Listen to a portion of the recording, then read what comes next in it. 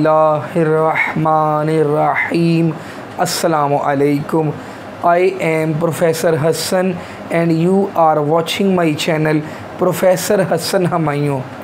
Dear students, if you want to pass the written test of statistical officer, research officer, statistician, lecturer statistics, even if you want to achieve the goal of passing MPhil or PhD admission test for the subject of statistics, you should have a grip on all the mathematical, numerical as well as theoretical concepts of statistics. And for achieving that goal, that task, I have started basic statistics course, and today it is lecture number 6 for the preparation of all these written tests. Before starting today's important and vital lecture for you, I request everyone subscribe to my channel, like and share my channel, and click the bell icon for the notifications of the next important videos. Let's start. Question number 1 of today's lecture is: in which graphical representation way of preparing a two-dimensional diagram is in the form of circles? Dear students, it is the pie chart. You have sectors in this much. If you want to distribute your data into percentage of the total, you should use pie chart, and that is two-dimensional. Please keep in mind that pie chart is two-dimensional. If you have rectangle, it is also two-dimensional. If you have square, it is also two-dimensional. And if you have pictogram,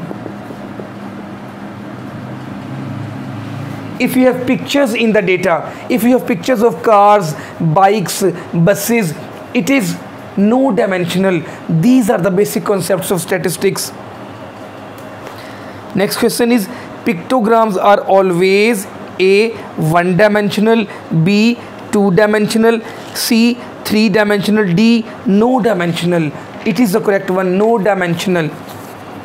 Next question is: in which analysis there is a single measurement of each of the n sample objects, or where there are several measurements of each of the n observations but each variable is analyzed in isolation? A, univariate analysis, B, bivariate analysis, C, multivariate analysis, D, none of these. A is the correct option, univariate analysis. Question number 4: which frequency expresses the number of items in an interval as a proportion or fraction of the total number of items in the data set? A, percentage frequency, B, cumulative frequency, C, relative frequency, D, none of these. Dear students, what is the formula of relative frequency? That is always F over summation F, and that is the correct answer. Question number 5: in case of frequency distribution with classes of unequal widths, a very important one, the heights of a histogram are proportional to A, class frequency, B, class intervals, C, frequencies in percentage, D, frequency densities. I want to discuss very important concepts with you. If you have class interval and frequencies 1 to 5, 6 to 10, 11 to 15, 16 to 20, 2, 4, 6, 8, for example, in that case the class interval is same. In that question, the height of the histogram will be proportional to the class frequency. Please keep in mind. But whenever the class interval is not same, for example, that is 1 to 7, that is 8 to 10, that is 11 to 15, then 16 to 40. When the class interval is not same, then the height of the histogram will be proportional to the frequency density. That will be for unequal class width. The height will be proportional to the frequency density. And when we have equal class interval, then the height of the histogram will be equal to the class frequency. There are two concepts, a very important one. Question number 6. Which one of the following is not a graphical presentation of a frequency distribution? Please keep in mind, A, histogram. Histogram is the graph of the frequency distribution, so it will not be the answer. B, frequency polygon. What is frequency polygon? We have discussed in the previous lectures. When you have the rectangles,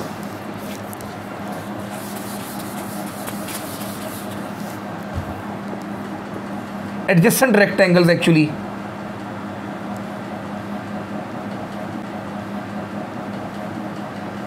there are the midpoints of these rectangles. If you join these, you make frequency polygon. It means frequency polygon is also the graph of the frequency distribution, like the histogram. And one more concept I want to revise, I want to discuss with you. If you have the adjacent rectangles, that is the histogram, and in bar graph there is a space actually, and that was the difference between histogram and bar graph. We have discussed in the previous lectures. You can watch it. C, ogive. Ogive is also the graph of the frequency distribution. D, scatter diagram. Scatter diagram is the correct option. It is not the graph of the frequency distribution. Histogram is the graph of the frequency distribution. Frequency polygon is the graph of the frequency distribution, and ogive is also the graph of the frequency distribution. But scatter diagram, which tells us about the relationship between two variables, it is not the graph of the frequency distribution. Question number next 7. Graphically partition can be determined with the help of dash. A, frequency polygon, it is not used for partitioning. B, bar diagram, incorrect. C, line diagram, incorrect. D, ogive curve, that is the correct option. Question number 8. Which of the following is not a two-dimensional diagram? Square diagram, I have discussed. I told you square diagram is a two-dimensional. Rectangular diagram, it is also two-dimensional. Pie diagram, it is also two-dimensional. D, bar diagram. Bar diagram is not two-dimensional. Question number 9. Year-wise production of rice, wheat and maize. There are three major crops for the last 10 years can be displayed by dash. A, simple column chart. No. B, subdivided column chart. C, broken bar diagram. D, multiple column chart. That is the correct option. When you have more than two variables, rice you have maize and you have wheat, for three you will have to use multiple column chart. That will be the correct option. Question number 10. If the lower limit of the first class interval and the upper limit of the last class interval are not known, it is called a closed end classes.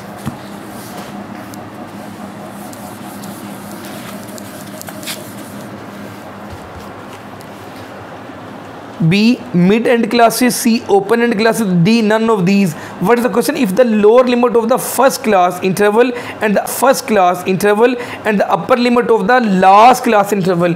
Dear students, you do not know that lower limit and you do not know the upper limit of the last class. For example, at 72 this much.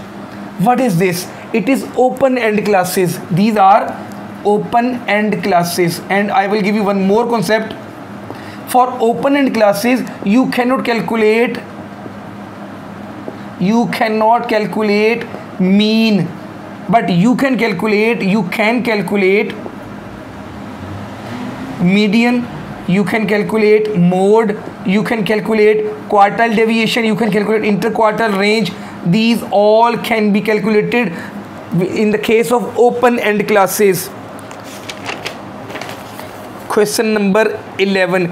If the grouped data has open-end classes, we cannot calculate A, median, mode, quartile deviation. D, standard deviation. Standard deviation is the correct option.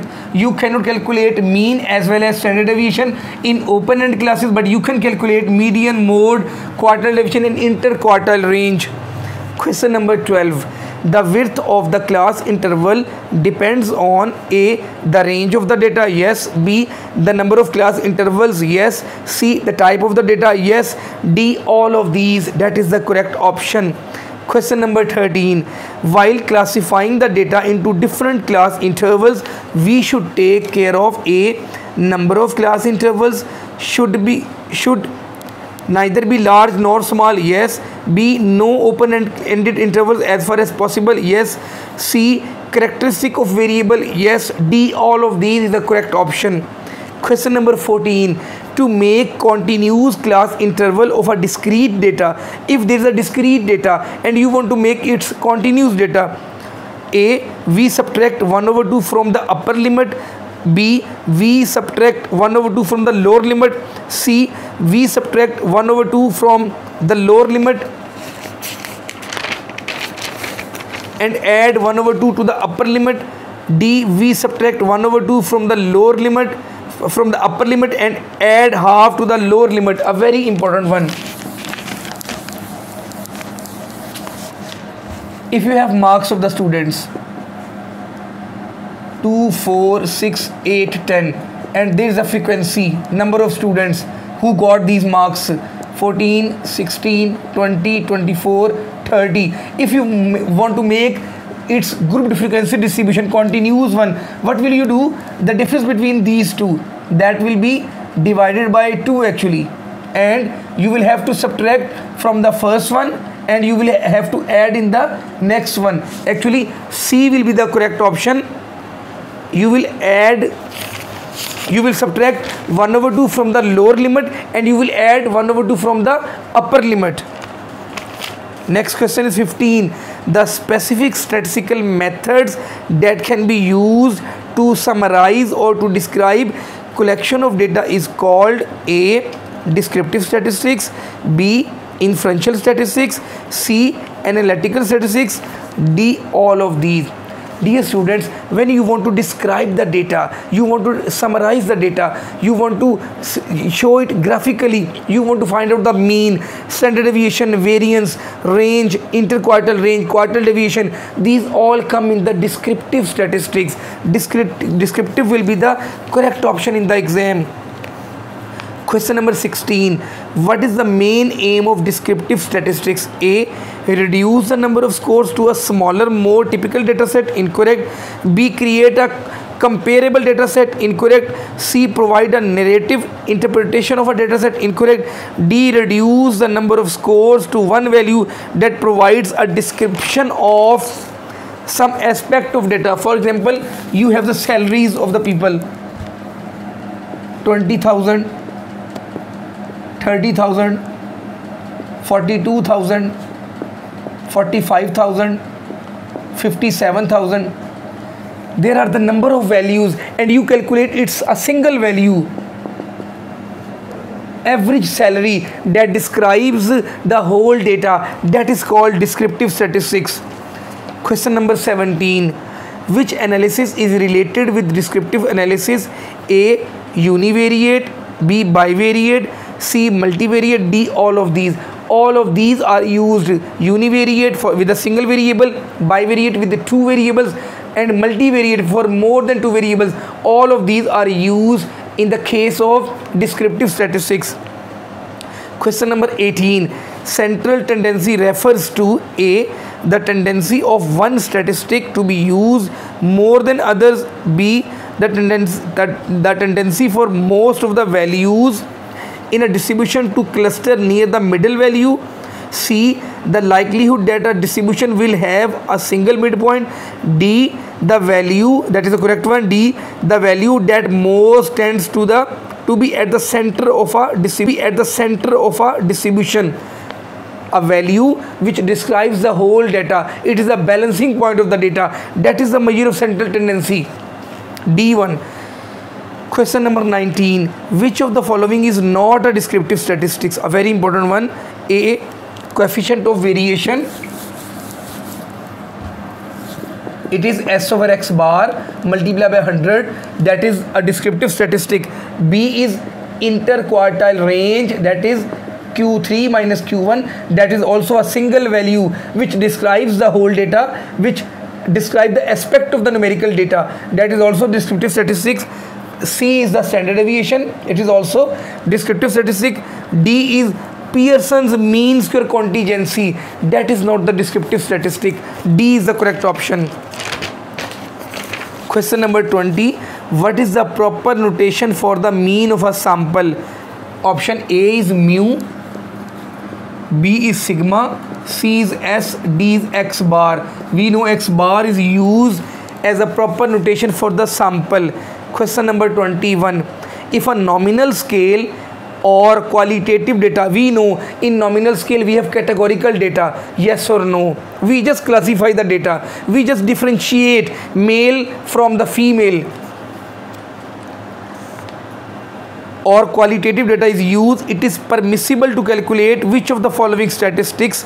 A, mean, B, range, C, percentile, D, mode. Mode will be the correct option, because whenever we have the categorical data, we have qualitative data, we can find out the mode. We cannot calculate mean, range and percentile. D will be the correct option. Question number 22. For calculating arithmetic mean for a group data, which of the following assumption is incorrect? A, the width of each class interval should be equal. Yes, it is compulsory for, it is obligatory, it is essential, it is necessary for the mean. B, the values of the observations in each class interval must be uniformly distributed. Yes, that is also the condition between its lower and upper limits. C, the mid value of the each class interval must represent the average of all the values in that class. D, there may be open-end classes. That is the correct one. Actually, that is not the condition of open-end classes. That is not the assumption of open-end classes. Whenever the lower value of the first class and upper value of the last class is not given, you cannot calculate mean. It is the correct option. Question number 20, mean. It is the correct option. Question number 23, an outlier is A, an estimate. Incorrect. Estimate, what is estimate? It is a value calculated from the sample. B, a parameter, a value calculated from the population. C, a tabulated value. Incorrect. D, an observation having an abnormal behavior, extreme value, that is the outlier. D is the correct option. Now the last two questions are very important. Question number 24. What should you do if you find outliers in your data? A, nothing. Incorrect. B, delete them. Incorrect. C, keep them. Incorrect. D, investigate them further to establish if they should be deleted or kept. That is the correct option. Last question of today's lecture, 25. If outliers are expected, which of the following procedures can be planned to deal with the problem? A, trimming, we will trim data, trimming will be done. B, Winsorizing. C, a data transformation. Transformation is a tool for removing, for getting rid of the outliers, extreme observations. D, all of these is the correct option in the exam. Assalamu alaikum.